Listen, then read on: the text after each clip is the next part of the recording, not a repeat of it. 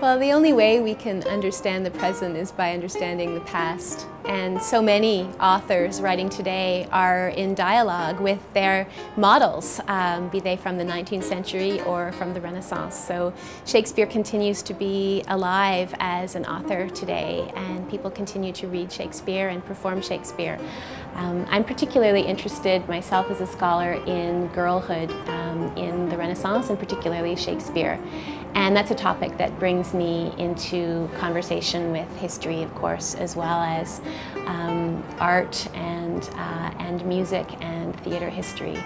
So looking at the origins of the idea of the girl, which actually came around in Shakespeare's lifetime, the idea of the word girl meaning young woman, sort of solidified as a concept at that time.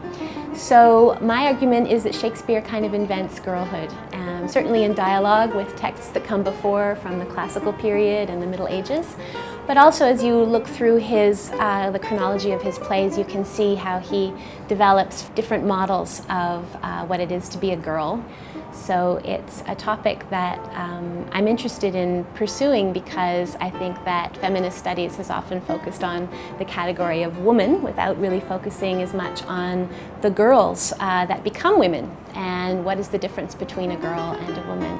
So I have a chapter on child marriage in Shakespeare's Richard II, and I look at how a little girl could be married at the age of 7 to a king and become the Queen of England at a very young age, and then lose her husband at the age of 10.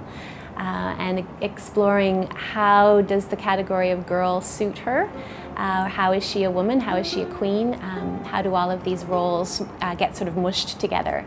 I'm also interested in girls learning to play lutes, and it's fascinating to me to see that these little girls are learning to play songs and to sing songs that are all about very adult heartbreaks and other kinds of not exactly G-rated experiences.